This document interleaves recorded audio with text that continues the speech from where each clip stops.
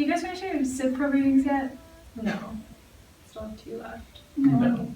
Do you even understand what we're even talking about in those readings? Not really. What about you? I'm trying to remember like the Supreme Court civil rules for this particular section, and my head's not in it today. Greg, you're awfully silent. That's awfully out of character for you. Yeah. My head's not really in it either. I've got some other stuff going on that that's kind of bringing me down a little bit. What other stuff? My grandma's really sick. She's in the hospital, and she doesn't she doesn't really want to keep going. It's like terminal cancer. She's not gonna make it. The doctors have given her like not that long. I'm sorry to hear that. Yeah. I hate hospitals. Yeah. I try to avoid them at all costs, and I can't imagine what you're going through trying to balance law school and that on your shoulders right now. Yeah. She was asking me about like the right to die, the Carter decision the other day. I don't really know much about it, so I wasn't able to help her. But do you guys think you could help walk me through it a little bit? I remember it very vaguely. I was just reading an article in the newspaper about it. Like it seems to be spreading across Canada, and I'm just like, what the heck does this even mean? I know a lot of people are kind of freaking out about it, right? And so trying to get to the bottom of what that means, right? So, Laura, have you read any of those articles? Yeah, I saw a few of them. And I know also you mentioned that your grandmother has a terminal illness. Yeah. So it doesn't look like things are gonna be. I don't think things are gonna turn around.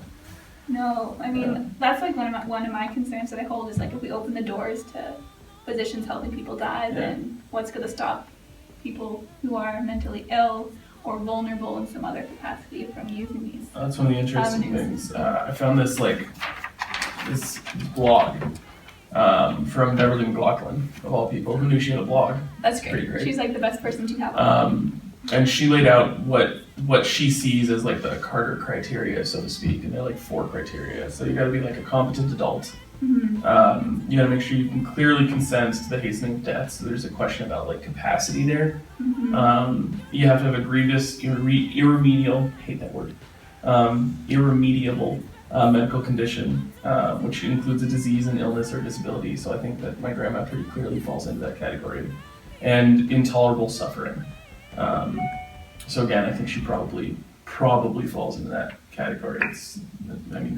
They've got her on a lot of meds to try and keep the pain down. Well, I can imagine if she's in a lot of pain now, and I was reading in the newspaper that it doesn't look like the actual legislation in Canada is going to change till June, and that's a long ways away. Not to bring your project down a bit, but I wonder if there's any way that it could be accessed before. Is there any exceptions, do you think? I don't know. I think that there was one in the paper. Yeah? Did you see it, or was...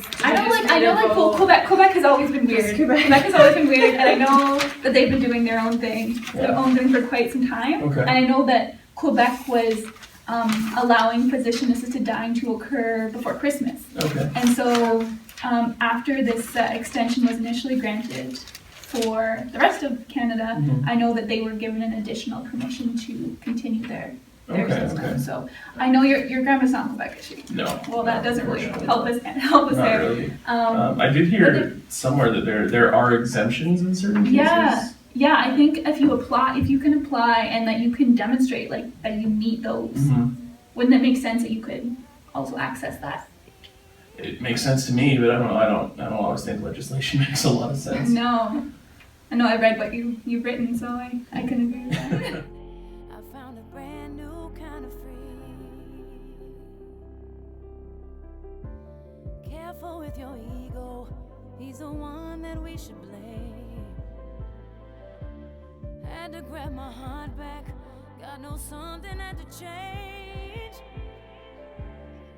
Oh, I found the article, guys. Courts grant Ontario's first physician-assisted death. And there was one in Toronto, one in Alberta, and one in BC. Okay. Do you guys remember reading anything about this? No, but I've seen a lot of headlines. I think so. I feel like I've heard about those. Yeah, it sounds like basically you just submit an application to the court, and then they have the authority to grant those exemptions with the current legislation, as long as you meet those criteria that Greg was the bringing ones up that earlier. Bev put in our blog. Yeah, that makes sense. So I think in the case of your grandmother, like if you're sure that she meets those criteria, maybe you should run upstairs and chat with the lawyer that we have on council up there. Yeah, maybe we can go to Legal Information Service. They might be able to help us. Yeah, I hear like, it's a get pretty the forms effective together service. and whatnot. That'd be awesome. If you or someone you love has experienced confusion, headaches, or have any questions of a legal nature, contact the TRU Law Legal Information Service at 778-471-8448. That's 778-471-8448. Law students are standing by to assist you today. What's up, Doc?